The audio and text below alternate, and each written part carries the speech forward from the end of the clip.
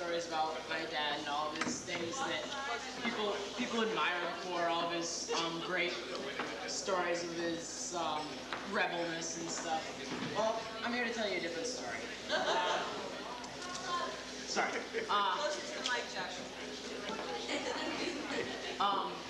Stick into the tube, Josh. Yeah. Because Bobby, get him, Josh, get him.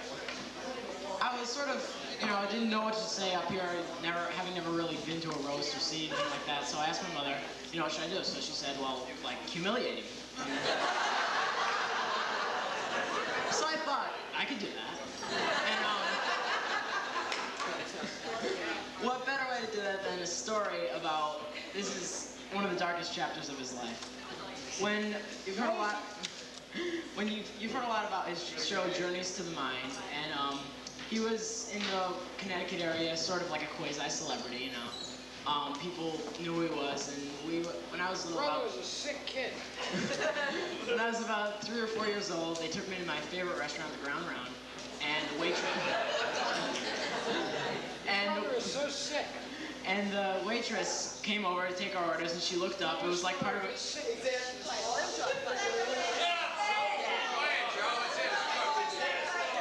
Anyway, so the waitress came over and she's taking our order. She looks up and she's like, "Oh my God, you're on TV.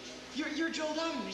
And like he was all happy, and all of a sudden, wondering eyes turned to us in the restaurant, and she turned over this perfect setup line. I couldn't have asked for a perfect line.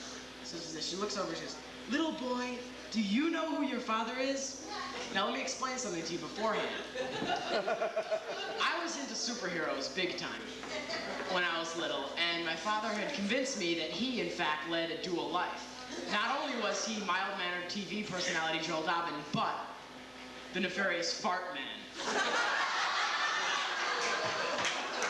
The Cape Vigilante. The Cape Vigilante This is my kid. This is the kid I supported on it. who struck Fuck I am. the Cape Vigilante who struck fear and into the hearts and olfactory systems of lawmakers everywhere. He told me of his, Batman has his batarangs and stuff. He told me of his gimmick gases, such as the wall fart that was like a force field, or the deadly asparagus fart that could kill a man from 1,000 yards. And I believed him, I was a kid. My own kid.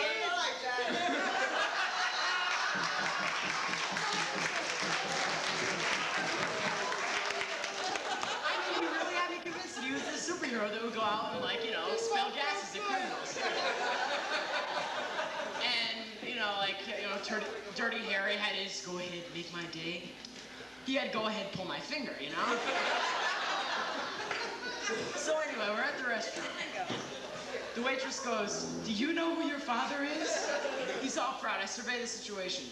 I see all these people, everybody's turning on us. They're looking at my father, they're squinting, they're seeing people are talking, "Hey, look at Joel Dobbin," all this stuff. And I look around, and I know this is my moment. I hate this guy. I looked at my father, he was basking in the glory that is fame. I hate this kid. His ego swelled like this balloon. And when she asked me who I knew who it was, I said in a loud and clear voice, "Sure I do. He's Fart Man."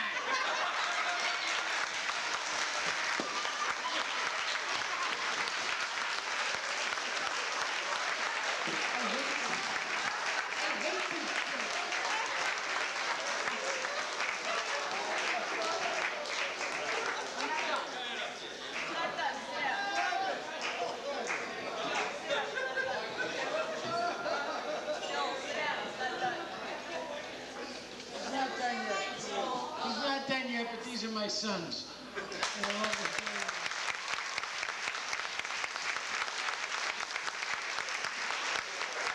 And so far, despite Josh, this is the happiest day of my life.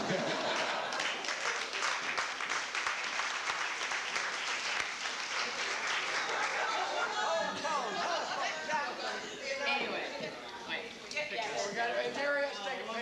When Mary takes a picture, we wait. Oh, wow. Anyway, that was a lot. Only 3 candles on it. You got that far away and things have changed. For instance, he's lost a whole lot of hair. Tries to cover it up now with mounds of hairspray, but like, you know, draping it over. But there's something that you don't know that I want to tell you. I can help. You see, I'm not only the hair club president, I'm also a client.